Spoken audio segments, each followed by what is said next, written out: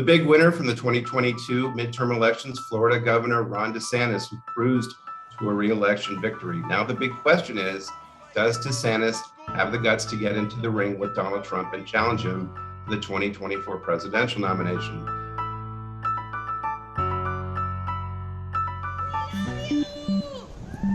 The midterms did not work out the way Donald Trump intended. He wanted to come out of the midterms riding high, looking like the person who had delivered a massive victory for the Republican Party, and that just did not happen. Of course, we still don't completely know whether the Republicans are going to take control of the House and the Senate, but they certainly did not score the kind of resounding win, the so-called red wave, that a lot of people and Trump were expecting. So now Trump is in a little bit of a diminished state. There are certainly elements within the Republican Party that see him or are beginning to see him as a liability. I mean, if you think about it, since he won the White House in 2016, they lost seats in Congress in 18. He lost the presidency in 20, and then the Republican Party underperformed again this week. So that's not a great track record.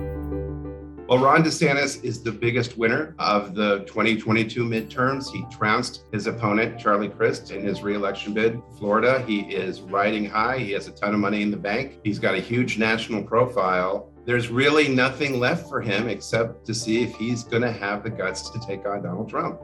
And that's a question that people have been asking for months. We're pretty sure Trump is going to get in next week. Part of the reason he's announcing so early is to try to ward off a bid by DeSantis or somebody else. Trump would love to have a clear pathway to the nomination. So we're going to see pretty soon if DeSantis is going to make an announcement after Trump.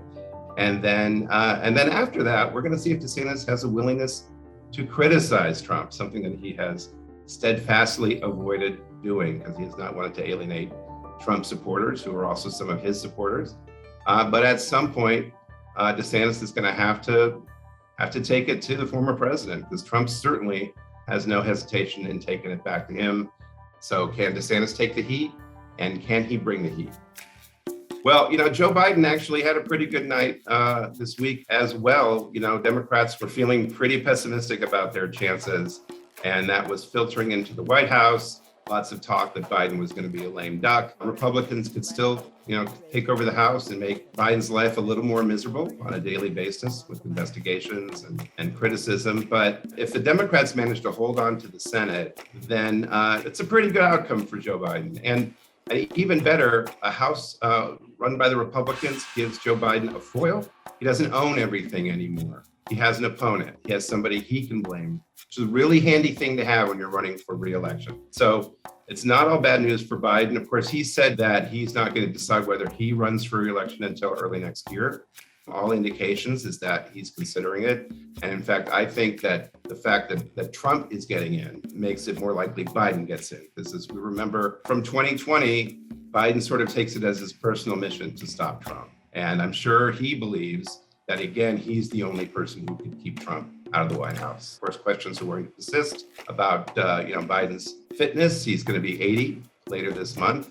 That's going to be a topic, I think, now that the midterms are behind us, that's going to get a lot increasing attention in the weeks and months ahead. Can an 80-year-old president really make a case for his re-election? That's going to be an ongoing drama in Washington.